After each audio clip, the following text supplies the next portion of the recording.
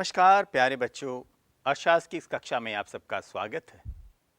मेरा नाम मनदीप कुमार है। आज हम कक्षा 12वीं की पुस्तक व्यष्टि अर्थशास्त्र एक परिचय के अध्याय 6 प्रतिस्पर्धा रहित बाजार के विषय में जानेंगे।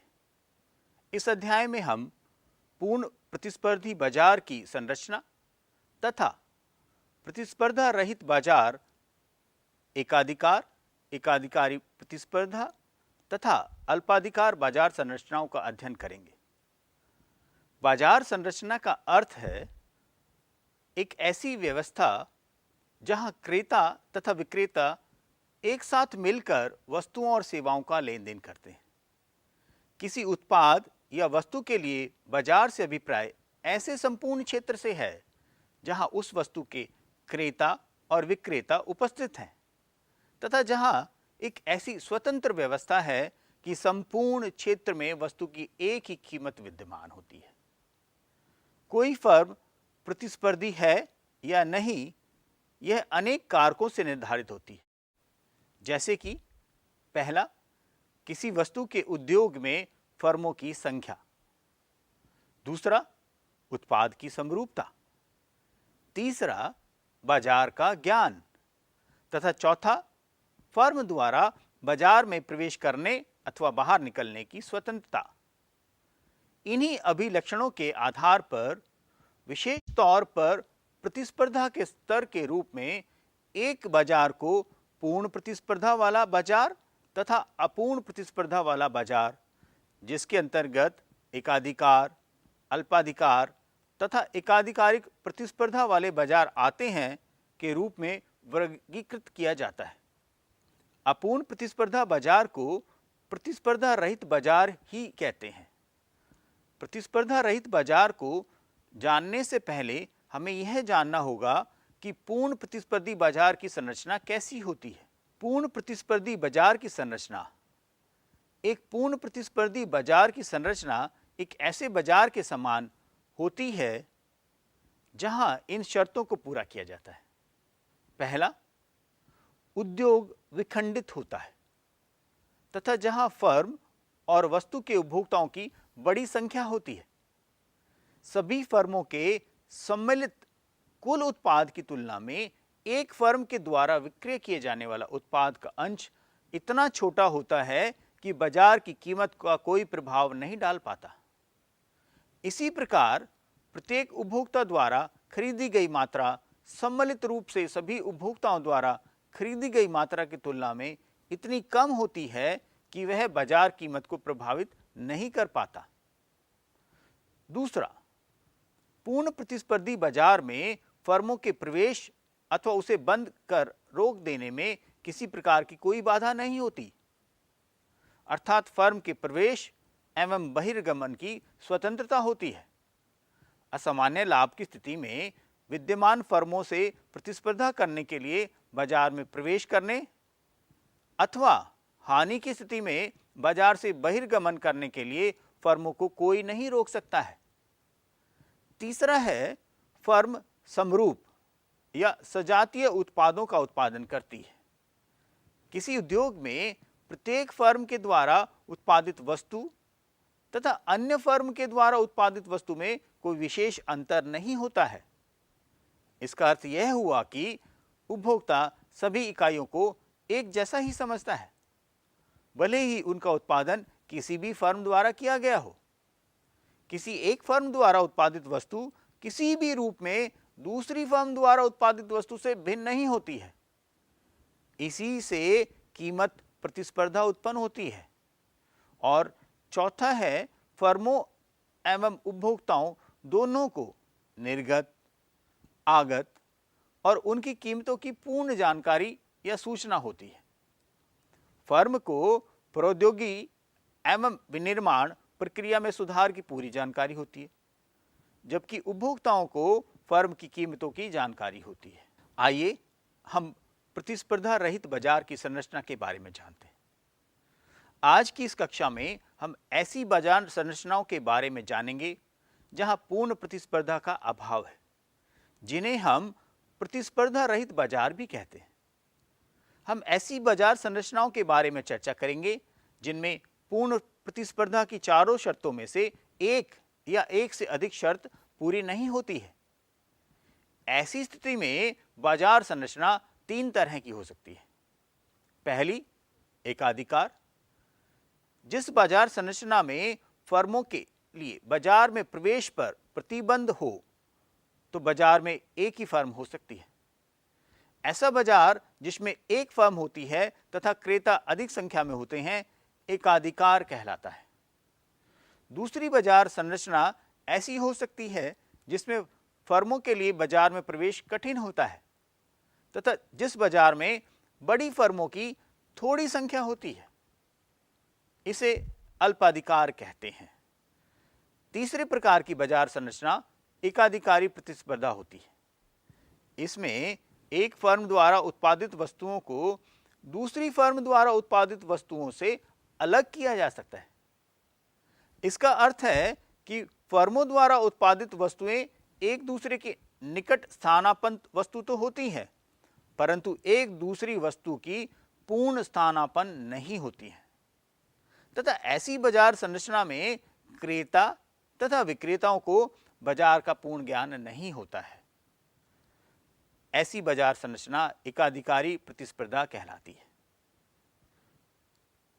इस अध्याय में हम एकाधिकार, एकाधिकारी प्रतिस्पर्धा तथा अल्पाधिकार जैसी प्रतिस्पर्धा रहित बाजार संरचनाओं के बारे में चर्चा करेंगे। आइए सबसे पहले हम एकाधिकार का अर्थ जानते हैं। एक ऐसी बाजार संरचना जिसमें एक विक्रेता होता है, एकाधिकार कहलाता है। एकाधिकार शब्द दो शब्दों एक एवं अधिकार से मिलकर बना है। एक का अर्थ है एक इकाई तथा अधिकार का अर्थ है नियंत्रण। इस प्रकार एकाधिकार एक ऐसे बाजार की स्थिति है जहां किसी वस्तु का केवल एक ही विक्रेता होता है। एकाधिकार फर्म द्वारा उत्पादित वस्तु का कोई निकट स्थानापन्न नहीं होता तथा किसी नई फर्म के प्रवेश पर प्रतिबंध होता है। एकल उत्पादक कोई व्यक्तिगत स्वामी या साधारण साझेदारी वाली फर्म या संयुक्त पूंजी कंपनी हो सकती है। एकाधिकार के अंतर्गत फर्म और उद्योग के बीच कोई अंतर नहीं होता, अर्थात फर्म ही उद्योग होता है। आइए अब हम एकाधिकार के लक्षणों के बारे में जानते हैं। पहला लक्षण, एकल विक्रेता। बाजार संरचना में केवल एक ही विक्रेता होता है जिसका अपने उत्पाद की पूर्ति पर पूर्ण नियंत्रण होता है, लेकिन क्रेताओं की संख्या अधिक होने के कारण वह उत्पाद की मांग पर नियंत्रण नहीं रख सकता है।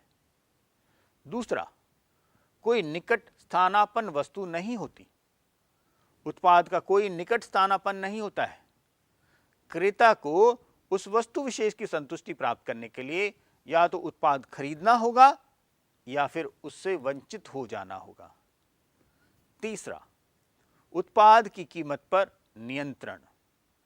एकाधिकारी का पूर्ति पर नियंत्रण होने के कारण कीमत पर पूर्ण नियंत्रण होता है।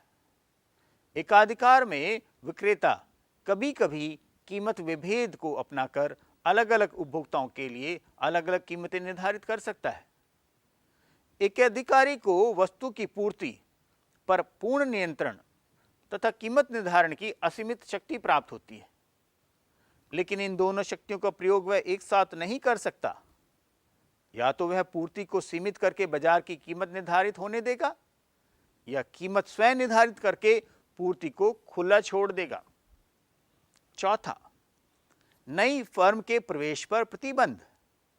एकाधिकार में उत्पादक को एकाधिकारी शक्ति प्राप्त होती है, इसलिए बाजार में अन्य उत्पादकों के प्रवेश पर प्रतिबंध होता है। किसी नई फर्म के प्रवेश में ऐसी अनेक विधिक, प्रौद्योगिकी, आर्थिक एवं प्राकृतिक बाधाएं होती हैं जो नए उत्पादकों को प्रवेश करने से रोक सकती हैं। पांचवां, फर्म और उद्योग के बीच कोई अंतर नहीं होता है। एकाधिकार के अंतर्गत एक वस्तु का उत्पादन केवल एक फर्म करती है, इसलिए फर्म तथा उद्योग में कोई अंतर नहीं होता है। चूंकि एक ही फर्म है, इसलिए वही पूरा उद्योग है। आइए अब जानते हैं एकाधिकार के क्या कारण हैं। पहला, एकाधिकार प्राकृतिक कारणों से उत्पन्न हो सकता है। कुछ खनिज कुछ विशिष्ट क्षेत्रों में ही पाए जाते हैं। उदाहरण के लिए खनिज तेल मध्य पूर्व एशिया या अरब देशों में पाया जाता है, इसलिए इन देशों का एकाधिकार पाया जाता है। संसाधनों की प्राकृतिक उपलब्धता द्वारा भी एकाधिकार उत्पन्न हो सकता है। दूसरा, तकनीकी कारणों से भी एकाधिकारी शक्ति का प्रयोग किया जा सकता है। किसी वस्तु विशेष जैसे कि एप्पल कंपनी द्वारा बनाए जाने वाले आईफोन तथा मैकबुक की तकनीकी के कारण उनका बाजार पर एकाधिकार है। तीसरा, अनेक विधिक कारणों से भी उत्पादक अनुसंधान और विकास पर ध्यान देते हुए नित्य नई तकनीक खोज कर रहा है तथा नए उपकरण बाजार में बेच रहे हैं। कानूनी अधिकारों के अंतर्गत पेटेंट अधिकारों, प्रतिलिपिक अधिकारों जिन्हें हम कॉपीराइट कहते हैं, तथा ट्रेडमार्कों के द्वारा उत्पादक एकाधिकार शक्तियां प्राप्त कर लेते हैं, जिसे विधिक एकाधिकार कहा जाता है। चौथा, बड़े आकार की पूंजी की आवश्यकता। कुछ वस्तुओं के उत्पादन हेतु बहुत बड़ी मात्रा में पूंजी की आवश्यकता होती है। इतनी बड़ी मात्रा में पूंजी निवेश करने की क्षमता सभी उत्पादकों के पास नहीं होती, इसलिए वे उत्पादक ऐसी वस्तु के उत्पादन के क्षेत्र में नहीं उतरते हैं। जो उत्पादक बड़ी मात्रा में पूंजी निवेश करके उत्पादन करते हैं, उन्हें उस वस्तु पर एकाधिकार प्राप्त हो जाता है। उदाहरण के लिए लौह और इस्पात उद्योग, रेलवे आदि। पांचवा, सरकार की नीतियां। कुछ वस्तुओं को उत्पादित करने व बेचने का एकमात्र अधिकार सरकार के पास होता है। इन्हें राज्य एकाधिकार कहा जाता है। भारत में विद्युत, भारतीय रेल, जल आपूर्ति जैसी लोकोपयोगी वस्तुओं और सेवाओं का उत्पादन पर सरकार का एकाधिकार है। आइए अब हम एकाधिकार को और बेहतर जानने के लिए एकाधिकार के मांग वक्र और औसत संप्राप्ति वक्र के बारे में जानते हैं। एकाधिकार बाजार संरचना को समझने के लिए उपभोक्ता का मांग वक्र तथा उत्पादक का संप्राप्ति वक्र की प्रकृति को समझ लेना बहुत महत्वपूर्ण है। बाजार मांग वक्र वह मात्राएं दर्शाता है जिसे उपभोक्ता विभिन्न कीमतों पर सम्मिलित रूप से खरीदने के इच्छुक हैं। पूर्ण प्रतिस्पर्धा के अंतर्गत किसी फर्म का मांग वक्र क्षैतिजिक सीधी रेखा के रूप में होता है, क्योंकि कीमत का निर्धारण उद्योग द्वारा किया जाता है तथा सभी फर्म कीमत स्वीकारक होती है। इसके विपरीत एकाधिकार बाजार संरचना में फर्म का मांग वक्र बाएं से दाएं नीचे की ओर ढालू होता है। ऐसा इसलिए होता है क्योंकि बाजार मांग सभी उपभोक्ताओं द्वारा की जाती है, जिनका मांग वक्र नीचे की ओर ढालू होता है। पूर्ण प्रतिस्पर्धा बाजार संरचना में उद्योग उपभोक्ताओं के नीचे की ओर गिरते हुए मांग वक्र का सामना करता है तथा कोई एक फर्म गिरते हुए मांग वक्र का सामना नहीं करती। इसके विपरीत एकाधिकार बाजार संरचना में एक फर्म, जो उद्योग भी है, उपभोक्ताओं की संपूर्ण मांग का सामना करती है। चूंकि किसी उत्पाद विशेष के लिए उपभोक्ताओं का मांग वक्र नीचे की ओर गिरता हुआ होता है, इसलिए एकाधिकार बाजार में फर्म नीचे की ओर गिरते हुए मांग वक्र का सामना करती है। एक पूर्ण प्रतिस्पर्धा संरचना में प्रतिस्पर्धी फर्म उद्योग में मांग और पूर्ति द्वारा निर्धारित कीमत को स्वीकार करते हुए केवल उत्पाद की मात्रा को समायोजित करती है। इसके विपरीत एकाधिकार फर्म किसी दी हुई कीमत पर उत्पाद की मात्रा का समायोजन नहीं कर सकती, क्योंकि उत्पाद की मात्रा में किया गया कोई भी परिवर्तन वस्तु की पूर्ति में परिवर्तन लाता है, जिससे कीमत में परिवर्तन हो जाता है। इस प्रकार एकाधिकार के अंतर्गत फर्म द्वारा उत्पादन की मात्रा में किया गया कोई भी परिवर्तन उस वस्तु की कीमत में परिवर्तन लाएगा जिस पर वस्तु बेची जा सकती है। एकाधिकारी द्वारा सामने की जाने वाली मुख्य समस्या कीमत मात्रा के संयोग की है, जो फर्म के लिए अनुकूलतम हो, अर्थात जिस पर फर्म का लाभ अधिकतम हो। आइए हम एक अनुसूची के उदाहरण की सहायता से एकाधिकार बाजार संरचना में बाजार मांग वक्र तथा औसत संप्राप्ति वक्र को समझते हैं। तालिका को देखिए। पहले स्तंभ में वस्तु की मात्रा, दूसरे स्तंभ में वस्तु की कीमत, तीसरे स्तंभ में कुल संप्राप्ति, चौथे में औसत संप्राप्ति और पांचवें स्तंभ में सीमांत संप्राप्ति दी गई है। आप देख रहे हैं कि कीमत वस्तु की मात्रा बढ़ने के साथ घट रही है। इन्हीं से की सहायता से हमने कुल संप्राप्ति, औसत संप्राप्ति और सीमांत संप्राप्ति की गणना करी है। यह गणना किस प्रकार की गई है, इसे देखते हैं। फर्म द्वारा वस्तु की प्रति इकाई विक्रय से प्राप्त संप्राप्ति को औसत संप्राप्ति कहते हैं। गणितीय रूप में औसत संप्राप्ति बराबर है कुल संप्राप्ति बटे मात्रा। तालिका में औसत संप्राप्ति कुल संप्राप्ति के मूल्य में मात्रा के मूल्य से भाग देकर प्राप्त मूल्य को प्रदान करता है। आप यहां देख सकते हैं कि औसत संप्राप्ति मूल्य कीमत के मूल्य के समान रहता है, क्योंकि कुल संप्राप्ति बराबर कीमत गुना मात्रा होती है। क्योंकि कुल संप्राप्ति बराबर कीमत गुना मात्रा होती है, इसे औसत संप्राप्ति समीकरण में प्रतिस्थापित करने पर हमें प्राप्त होता है औसत संप्राप्ति बराबर कीमत गुणा मात्रा बटे मात्रा। मात्रा को मात्रा से काटने पर हम प्राप्त करते हैं औसत संप्राप्ति बराबर कीमत। आइए एक रेखाचित्र द्वारा हम इन तीनों वक्रों को देखते हैं। एकाधिकार फर्म का मांग वक्र ही उसका औसत संप्राप्ति वक्र होता है। इस प्रकार एकाधिकारी फर्म का औसत संप्राप्ति वक्र बाएं से नीचे गिरता हुआ वक्र होता है। चूंकि औसत संप्राप्ति वक्र नीचे की ओर गिरता हुआ होता है, इसलिए सीमांत संप्राप्ति वक्र इसके नीचे होता है। सीमांत संप्राप्ति वक्र का औसत संप्राप्ति वक्र के नीचे रहना यह इंगित करता है कि एकाधिकारी फर्म का सीमांत संप्राप्ति औसत संप्राप्ति से सदैव कम होगा। एकाधिकार में उत्पादक लाभ को अधिकतम करने के लिए कीमत विभेद का प्रयोग करता है। आइए हम एकाधिकार के अंतर्गत कीमत विभेद के प्रकार को जानते हैं।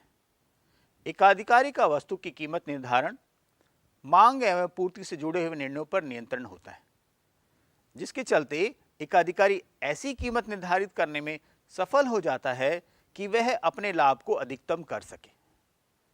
एकाधिकारी प्राय विभिन्न उपभोक्ताओं से एक ही वस्तु की अलग अलग कीमतें वसूलता है। इसे कीमत विभेद कहा जाता है। कीमत विभेद तीन प्रकार का होता है।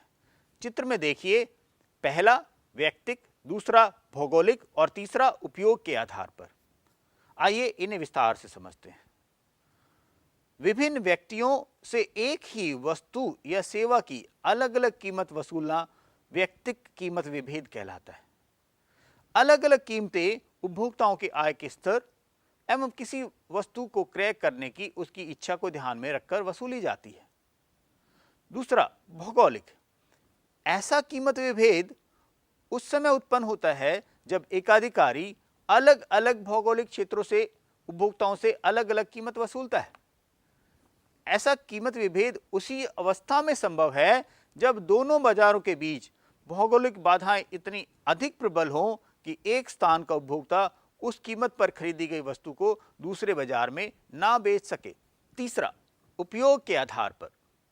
जब एक ही वस्तु के विभिन्न प्रयोगों के अनुसार से अलग अलग कीमतें वसूली जाती हैं, तो इस प्रकार का कीमत विभेद उत्पन्न होता है।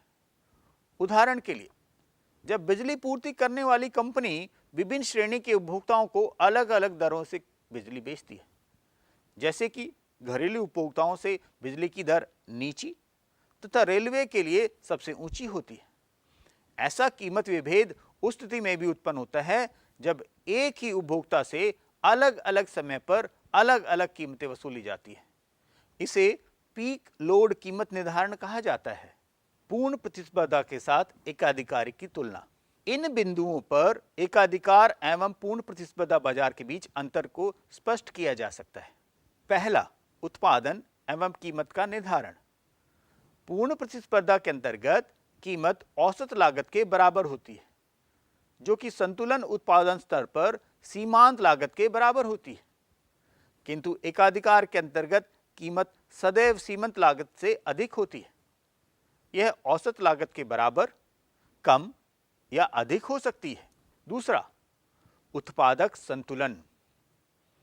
पूर्ण प्रतिस्पर्धा एवं एकाधिकार दोनों के ही अंतर्गत संतुलन उस बिंदु पर निर्धारित होता है जहां सीमांत लागत सीमांत संप्राप्ति के बराबर होती है तथा सीमांत लागत वक्र सीमांत संप्राप्ति वक्र को नीचे से काटता है। तीसरा, प्रवेश की स्वतंत्रता। पूर्ण प्रतिस्पर्धा के अंतर्गत उद्योग में फर्मों के प्रवेश या बाहर निकलने पर किसी प्रकार की कोई बाधा नहीं होती, लेकिन सरल एकाधिकार में फर्म के प्रवेश करने या बाहर निकलने में कठोर बाधाएं होती हैं। चौथा, कीमत विभेद। एकाधिकार के अंतर्गत एकाधिकारी क्रेताओं के अलग अलग समूहों से अलग अलग कीमत ले सकता है, लेकिन पूर्ण प्रतिस्पर्धा बाजार में ऐसा संभव नहीं है। पांचवा, दीर्घकाल में फर्म का लाभ। दीर्घकाल में कीमत एवं औसत लागत के बीच का अंतर एकाधिकार के अंतर्गत असामान्य लाभ के रूप में परिलक्षित होता है, जबकि पूर्ण प्रतिस्पर्धा बाजार के अंतर्गत दीर्घकाल में फर्म को सामान्य लाभ ही प्राप्त होता है। छठा, फर्म का पूर्ति वक्र। पूर्ण प्रतिस्पर्धा के अंतर्गत पूर्ति वक्र ज्ञात हो सकता है, क्योंकि कोई भी फर्म उद्योग में निर्धारित कीमत पर मनचाही मात्रा में उत्पाद बेच सकता है, जबकि एकाधिकार में पूर्ति वक्र ज्ञात नहीं होता है। सातवां, मांग वक्र का ढाल। पूर्ण प्रतिस्पर्धा बाजार में मांग वक्र पूर्णतः लोचदार होता है। ऐसा फर्मों की संख्या बहुत अधिक होने के कारण होता है। उत्पाद की कीमत उद्योग द्वारा मांग एवं पूर्ति से निर्धारित होती है। प्रत्येक फर्म इसी कीमत को स्वीकार करती है। दूसरी ओर एकाधिकार के अंतर्गत कीमत एकाधिकारी द्वारा निर्धारित की जाती है। आठवां, फर्म का लक्ष्य। लाभ को अधिकतम करना पूर्ण प्रतिस्पर्धा फर्म एवं एकाधिकारी फर्म दोनों का ही लक्ष्य है। एक ऐसी फर्म विवेकशील फर्म कहलाती है जिसका लक्ष्य लाभ को अधिकतम करना होता है। नौवां, कीमत की तुलना। एकाधिकारी कीमत पूर्ण प्रतिस्पर्धा की कीमत से ऊंची होती है। पूर्ण प्रतिस्पर्धा के अंतर्गत दीर्घकाल में कीमत न्यूनतम औसत लागत के बराबर होती है, जबकि एकाधिकार में दीर्घकाल में कीमत औसत लागत से अधिक होती है। 10वां, उत्पादन की तुलना। पूर्ण प्रतिस्पर्धा का उत्पादन स्तर एकाधिकारी उत्पादन स्तर से अधिक होता है। पूर्ण प्रतियोगिता में फर्म उस बिंदु पर संतुलन में होती है जहां सीमांत लागत, सीमांत संप्राप्ति, औसत लागत और औसत संप्राप्ति बराबर होते हैं। दूसरी ओर एकाधिकार के अंतर्गत फर्म उस बिंदु पर संतुलन में होती है जहां सीमांत लागत और सीमांत संप्राप्ति बराबर होते हैं। स्पष्ट है कि एकाधिकार के अंतर्गत उत्पादन पूर्ण प्रतियोगिता के उत्पादन से कम है।